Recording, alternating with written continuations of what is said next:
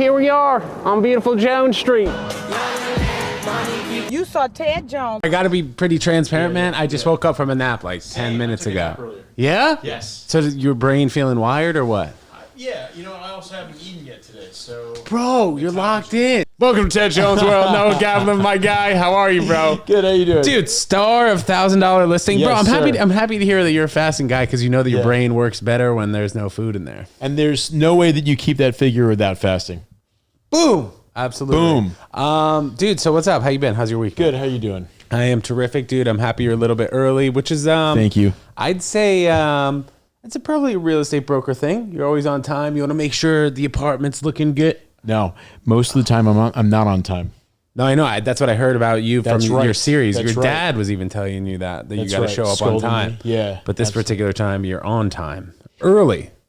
You know what? 15 minutes Because early. I think when you're aligned with your purpose, then things start to work out a certain way. Yeah. And I'm like on it today. So I did get a chance to watch a number of the episodes. For those of you who don't know, $1 Million Listing is a show that has been on cable television probably for like, I don't know, 20 years? Yep. Around there? Yep. And Noah was on, I don't know what season of $1 Million Season Listing. 7. Okay, season 7 of $1 Million Listing. And then you spawned off and you've done your own show and $1 Million Listing. It's now called $1,000 Listing. So I watched a number of episodes and dude, I just got to say, it's super funny. I found myself laughing at the whole situations and your demeanor. And I don't want to spoil anything, but I think at the end of the season, you're like, all right, well, did this guy make it? What's the deal? Did he or did he not? So I think that's it's a good cliffhanger to leave it on. You know what Absolutely. I mean? And a surprise at the end. Go check it out. $1,000 Listing on YouTube. So you saw me do stand up. Yes. Now we're boys, so it's a beautiful thing, dude. And I thought I gave you. I thought that you were great. I thought that in your stand up, because this guy is kind of handsome. You're handsome. Thank you. I've never had sex with a male yet. But hey, well, this is episode 475. Noah. Woo, yeah. Anyway, but so I basically said I said to you, I said, look, if you start off super confident, if you're both handsome and confident, the room might be a little intimidated.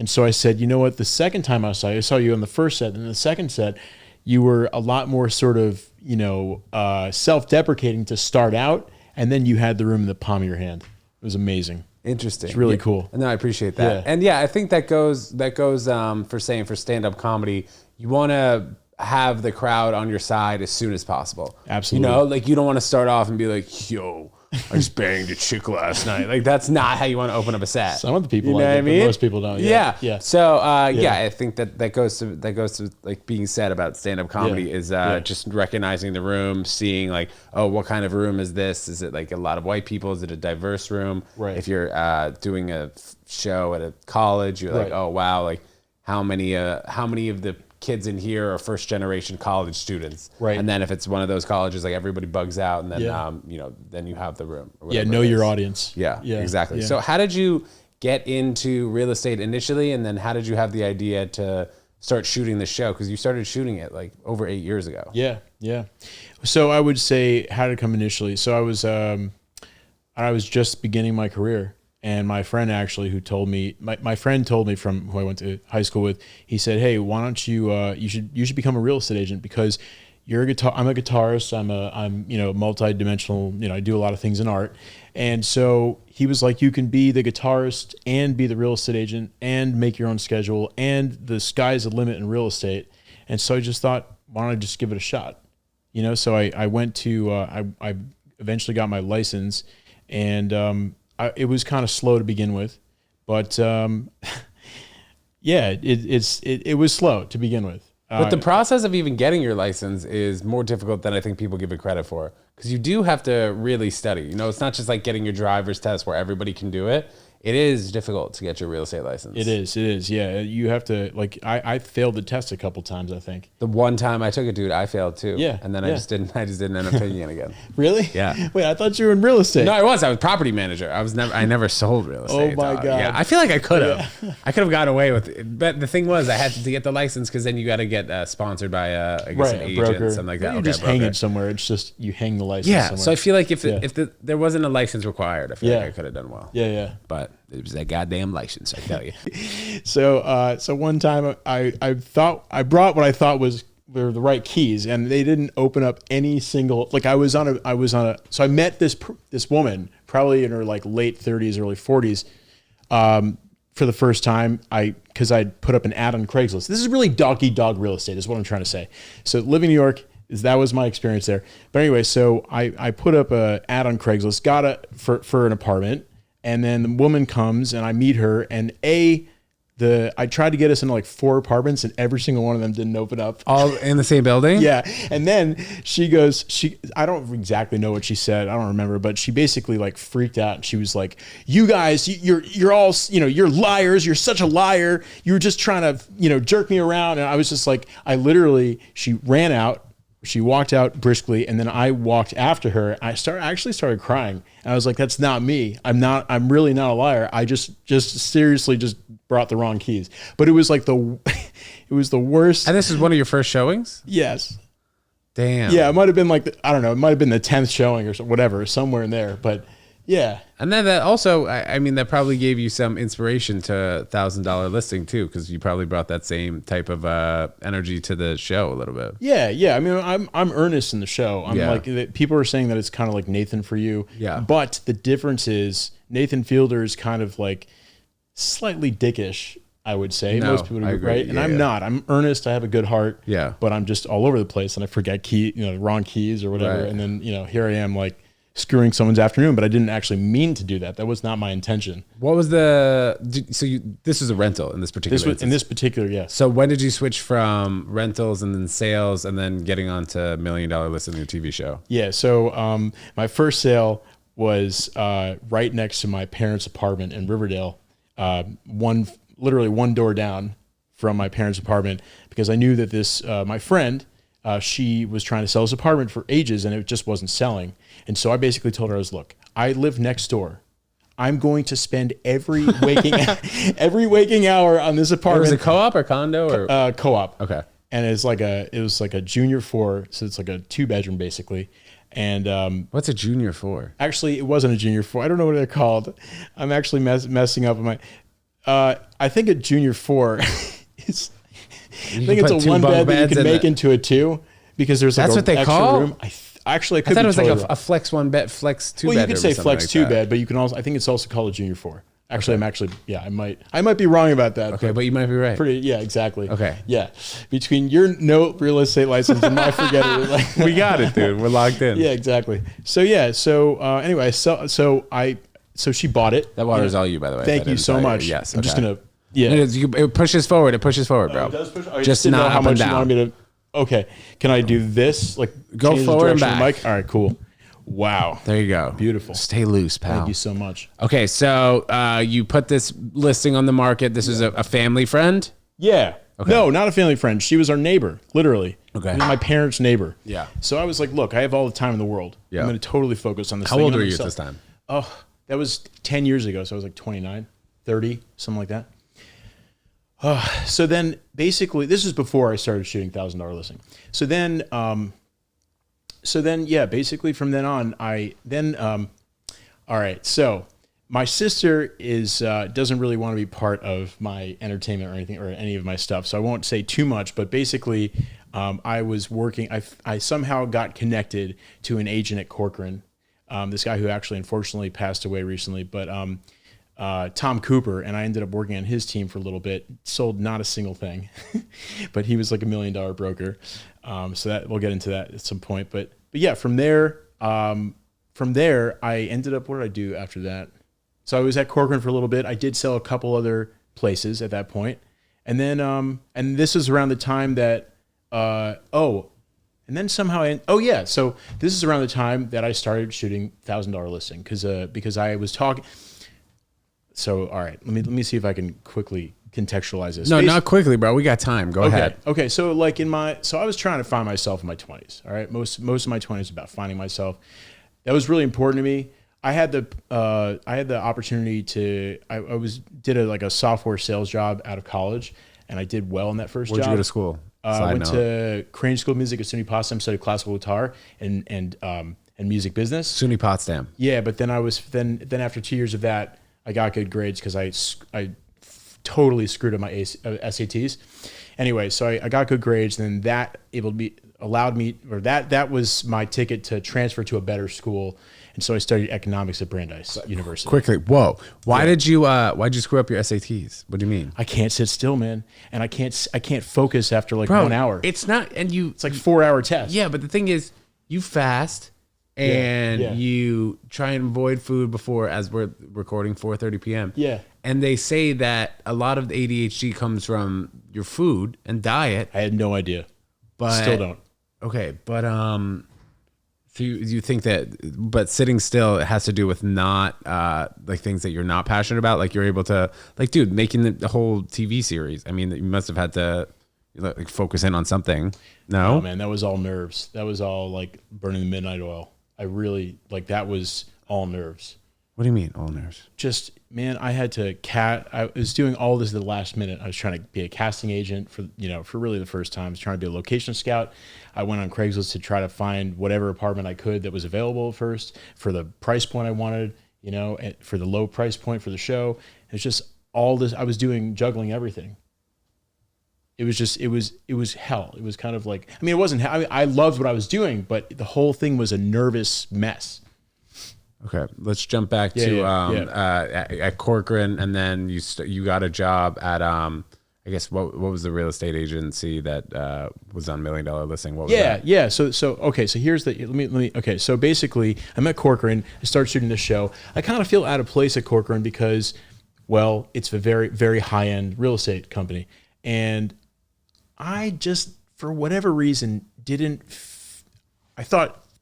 I didn't feel a huge need to kill it in real estate and do all the things people tell you to do just yet.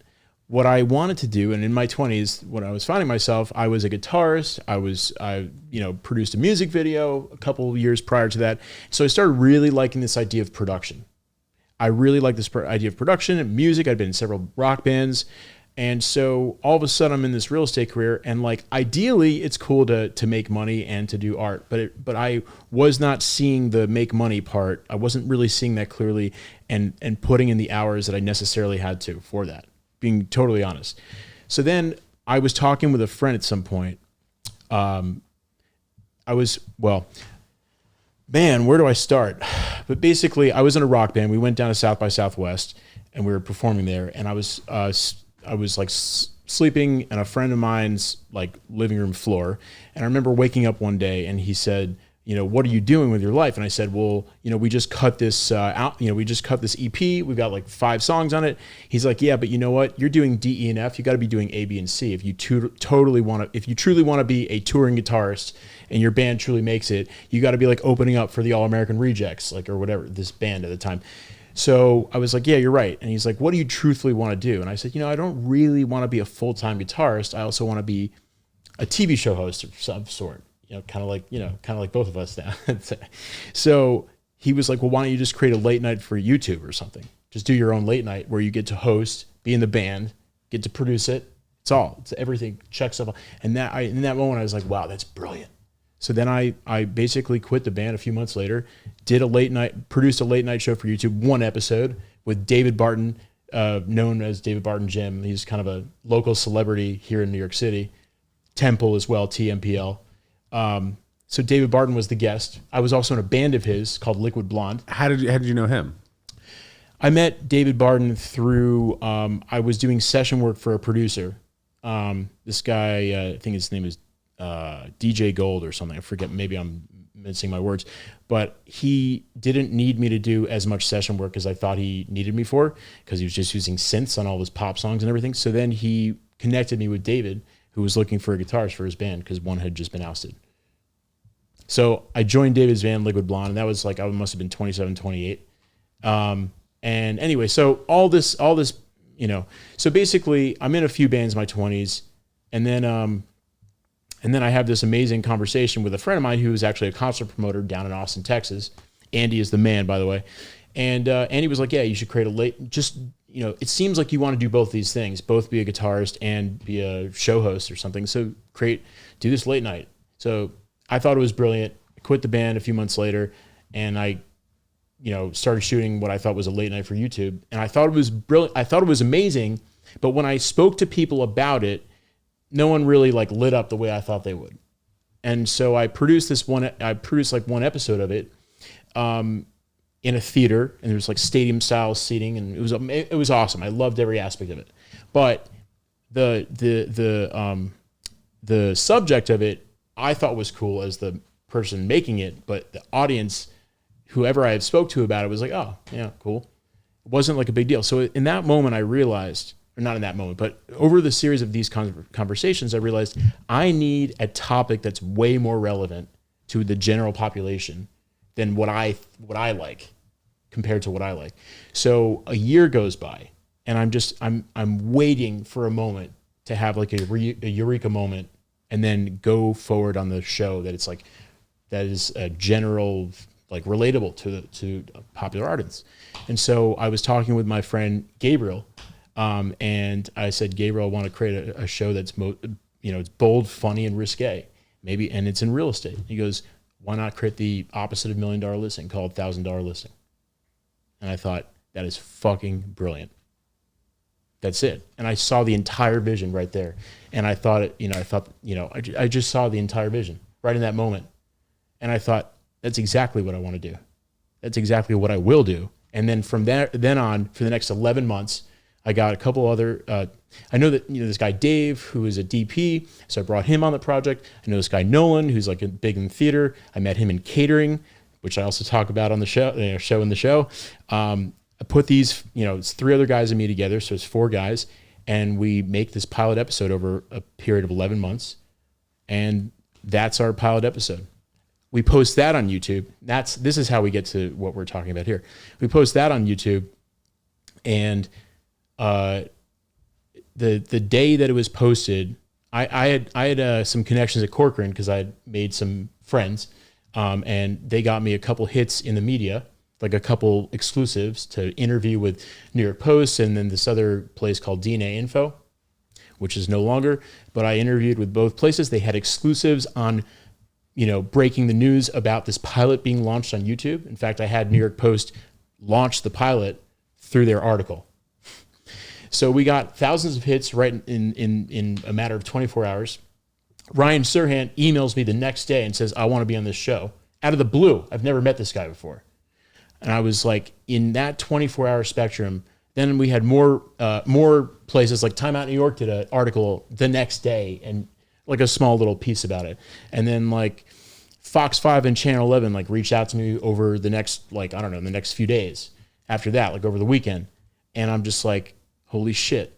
I mean, I got 75 texts in less than 12 hours or something when this pilot, I'm just using a number, 75. But I got a ton of texts from people I hadn't spoken to in years. And so that was like, oh, this is what it's like. So you never worked for Ryan?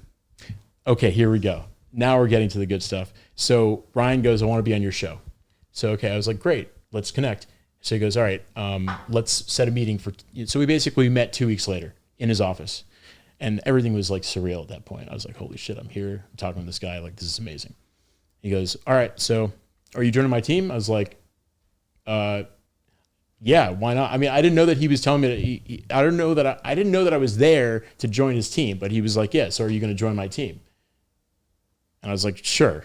I didn't really, but so I had to process this afterwards because I had, it was kind of like, I want to put out my rental show, but now all of a sudden Ryan is saving me from rentals and putting him on his $1 Million Listing team. I think that was his, the way that he approached it. So anyway, that's how that started. And then I was on his team for another 2 years, shot for $1 Million Listing season 7, $1,000 Listing was on $1 Million Listing because Brian talks about how he found me and so forth. And the rest is history. We had to deal with MTV. We had to deal with MTV for the first year, then it fell through, like a development deal. And apparently all these networks have like 20 development deals going. At all times? At all times. And like what year was that with MTV? 2017.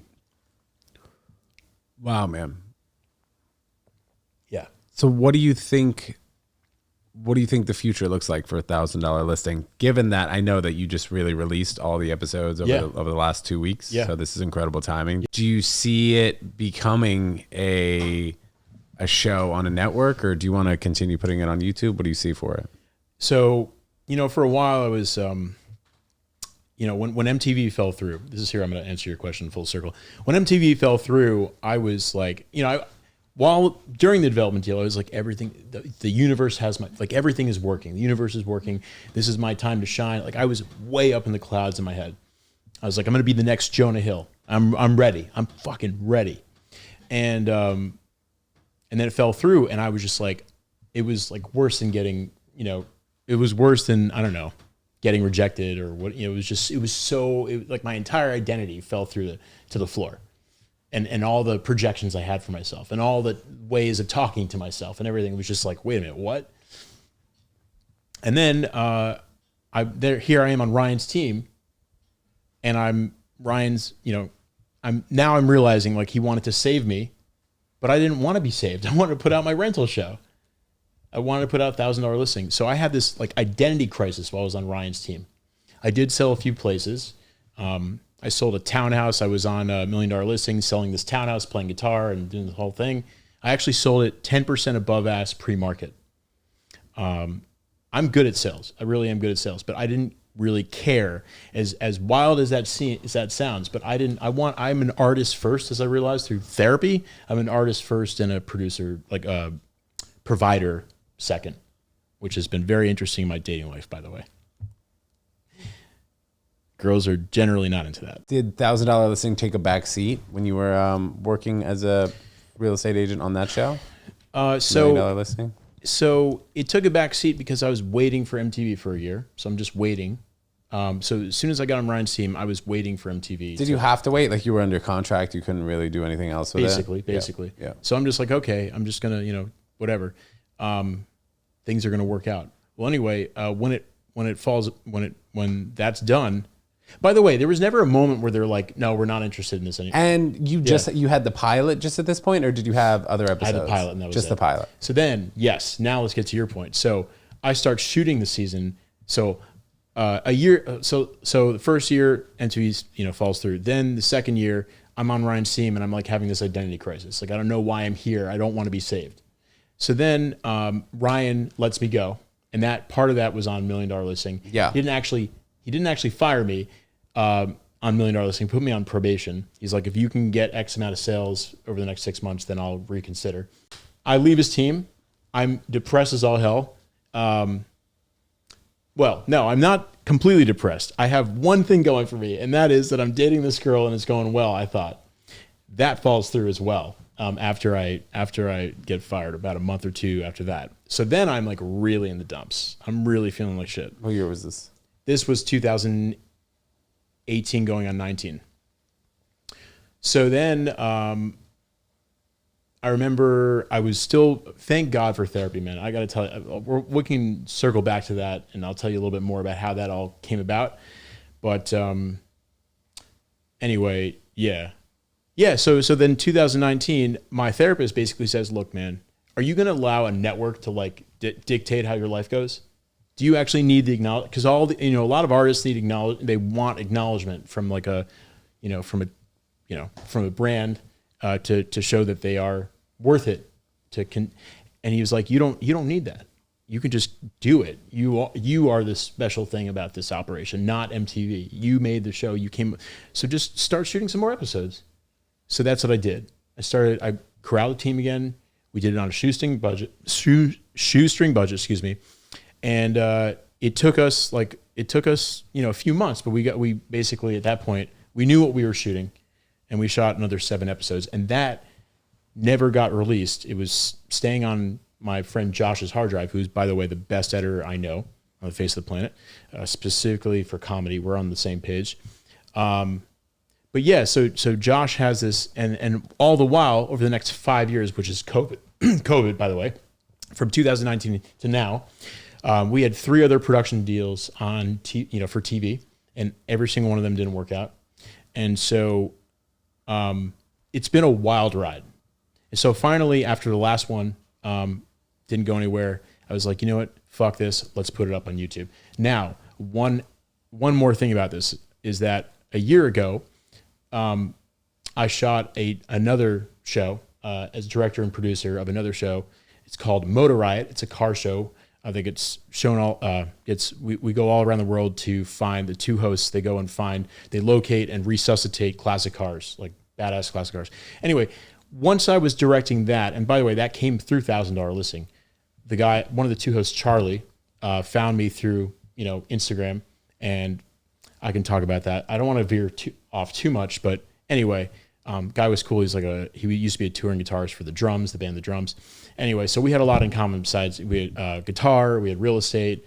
Then I met him. So I met him 4 years ago, and then 1 year ago, he's like, "Hey, we want to make a show for this Motor Riot company that I've co-founded with my friend. Now I'm no longer a real estate agent. We're now co-founding this car company because his friend, by the way, was the mechanic for Paul Walker, Fast and Furious. So that's Jason. Anyway, so Jason and Charlie make up this new company. The reason I bring this up is he was having trouble finding a producer that wasn't like $4,000 a week, was one of the Bravo producers he wanted. So I was like, look, I'll come on for way less than that. This is going to be a co-production. We're actually going to do this right. I'm going to really handhold this. I'll bring all my guys on board and let's make this happen. And so that's what we did. And that is now signed to a top production company as well. So anyway, I can't mention the company, but it's a fucking cool one. Once that happened, reason I bring this up is once I did that, I had a second boat in the water as an artist. And I thought, you know what? Now I can just let go of 1,000. I don't have to keep focused on, for a long time, I was stuck on it being a network show. And networks just didn't want us. It just wasn't the alignment with the universe. Networks didn't want us for whatever reason. And so I let go of the outcome for the first time in 9 years. And I was like, let's just put this up on YouTube. And now I'm thinking that YouTube is where it should have lived the entire time. When did you decide that you wanted to let go of it and put it on YouTube? It must have been in the last few months. 6 months, yeah, about 6 months ago. And because it was the interest of moving my entire life forward. I've been character acting in a way for 8 or 9 years. Like I live in a 5-bedroom, 1 bath. In my entire mind, I could not become more successful because this is a reality show about rentals. And I live in a 5-bed, 1 bath. I wasn't going to leave that 5-bed, 1 bath. I wanted to shoot season 1, season 2, season 3. What do you mean you live in a 5-bedroom, 1 bath? I live in a 5-bed, 1 bath. Basically, I have 4 roommates right now. 2 of them are now Airbnbs. So that's made my rent a lot lower. But yeah, so I've been sort of committed to this, putting this reality show out for a long time. And I have felt like, edged for like the last 8 years. I've been edging for the last 8 years. And then finally I came when it went on YouTube, Yeah. Have you gotten any super positive feedback? Yeah. It feels really good when someone says, this is the best show on the internet. And that person has a Instagram Dude, account. I watched all of it, dude. It's awesome. It flows very well. It's really cool what you've done, man. Cool. I think it's cool what you've done and what Thank you're doing. I feel like you are like a recent switch for me. And once I put out this car show, or once I started filming this car show, was I'm no longer outcome oriented. I am process process oriented. There's probably a better word for that. Being so focused on the outcome makes you jaded. And I don't know but how you feel about that, but like for a long time I was looking for a specific outcome and it made me jaded.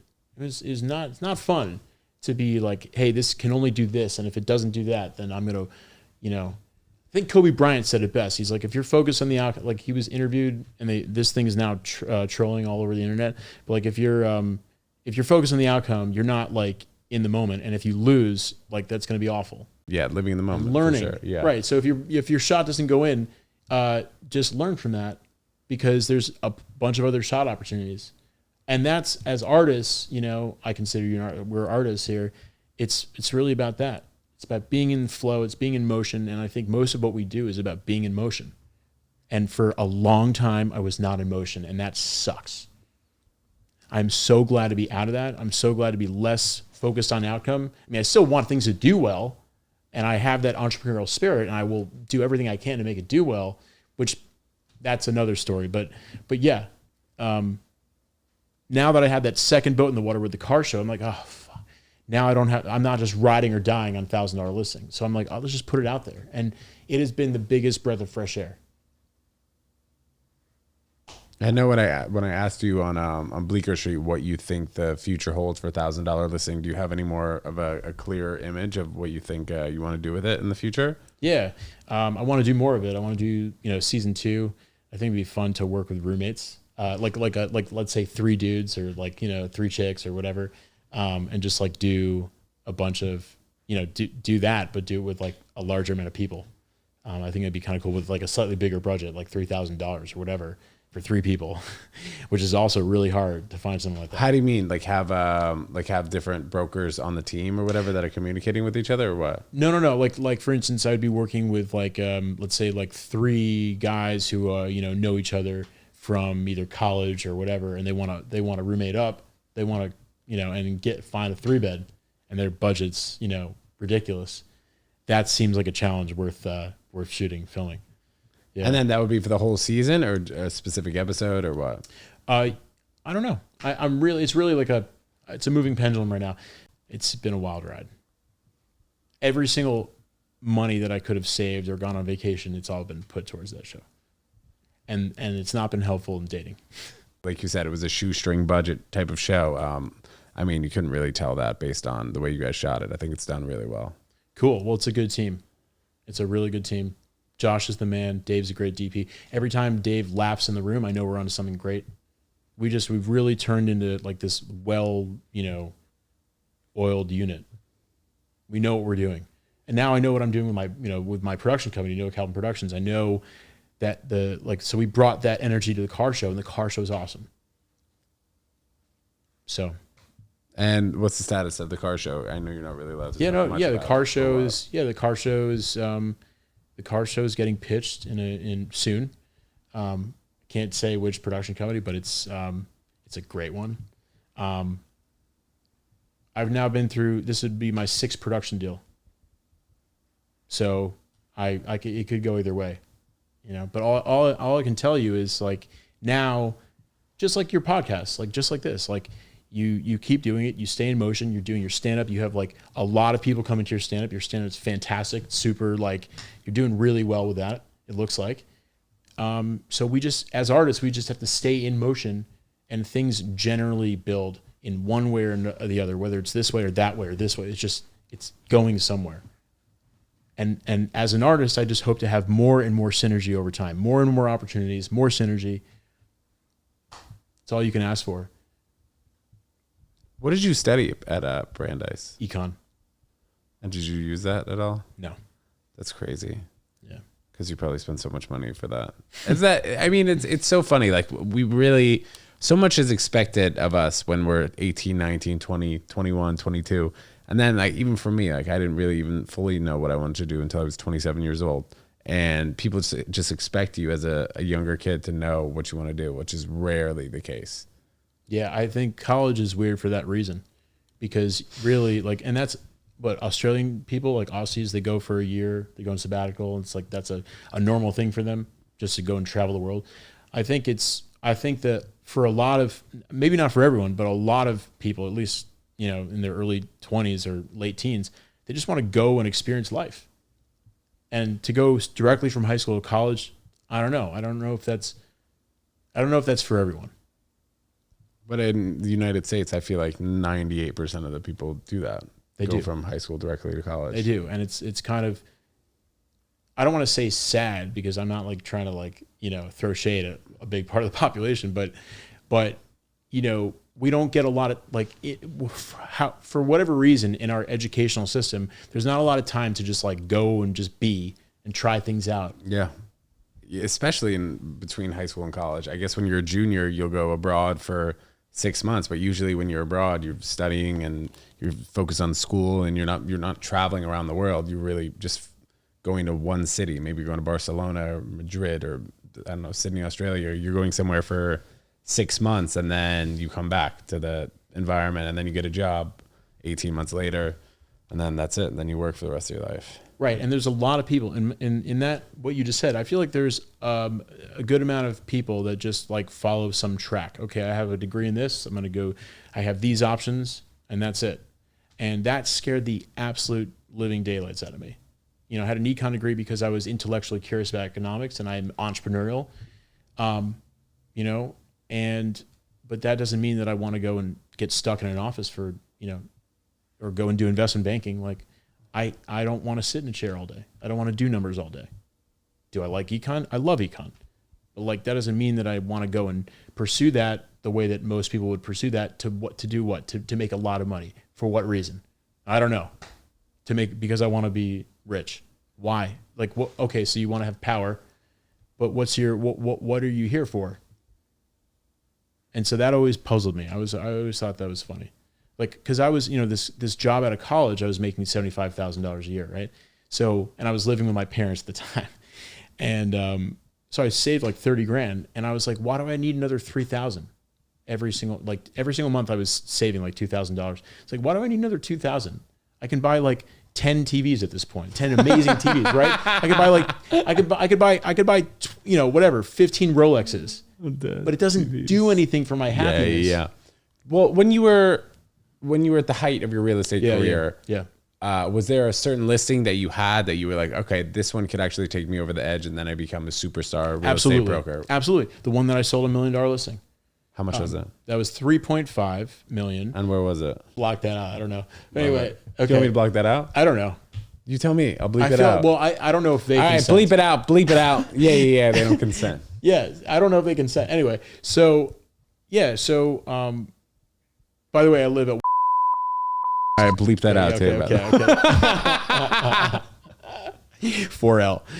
Anyway, apartment 4L. And you're single, so ladies, exactly. Ladies. Actually, we have to blur that because right now on YouTube, it's not blurred. And so I'm going to blur it the second reporters start showing up to my house. Okay. Or it gets weird. Yeah. I'll start blurring it then. All right, good. That's my barometer. But that being said, what the hell were we talking about? Oh, you're talking about the townhouse. The expensive listing. Yeah, so the townhouse. So what year was that? 3.5 million. 2019, I think. Oh, okay, all right. Or 2018. 2018. So that same because it ended up $1 million listing the next 2019. Yeah. 4.2 now maybe. Yeah, I mean it was 3.5, and then I sold it for 3.85. Okay. Before it even hit the market, 10% above ask, because I don't know, I was good with it was a good whatever. It was with a veteran Park Slope broker. And we spoke the same language, and I just I'm good at building hype around something. So anyway, I sold that. And what I could have done in that moment, this goes back to what you were saying. What I could have done in that moment is I could have, printed out 3,000 postcards and put the I just sold this townhouse, done it all over Park Slope. I could have done it. I did not want to do that with any ounce of my body. Wow. That would have been my ticket to doing a lot more. But when I wake up in the morning, and I found out this through therapy, I'm not here to take over Brooklyn. That's not what I'm here for. I don't dream about getting every last listing in Brooklyn or every last, I don't dream about that. What I dream about is creating as an artist. I dream about making badass music, like music that I'm really proud of, and writing with some great musicians. I dream about putting out $1,000 listing. I dream about putting out Motor Riot, the car show. I dream about doing more and more and more creative things. I love stand-up. I do stand-up actually as well. Maybe not as good as you. And maybe I can get some pointers from you. Of course, bro. Yeah, we got to see you at some open mics too. Sounds great. I've been doing that too. Great. So yeah. Great, man. So on the horizon, bro, where do we see you next? I don't have a crystal ball. Yeah, right now, so I've got a new talent manager, which is cool. Never had that before. That came through. So we do have a sponsor, Dumbo Moving and Storage, represent, who's one of our sponsors. So that's amazing. And what she's doing is she's focused on getting me expanding everything I do creatively. Love it. So yeah, so she's got me switching up my Instagram handle. Used to be Yo Dude Noah Kaplan. I want to be funny about it, whatever, just use whatever and not sort of self-deprecating. But now it's called Noah Kaplan Official. That might be changing at some point because it sounds a little too dry to me at this point, a little too whatever. But Noah Kaplan Official is the Instagram. $1,000 Listing Show is the Instagram for the show. $1,000 Listing Show. And on YouTube, $1,000 Listing, all spelled out. THOUSAND, dollar, DOLLAR, listing, LISTING. Bam. Love it. Noah, dude, this is a great episode. Noah, thanks so much. Guys, we'll see you next time. Peace.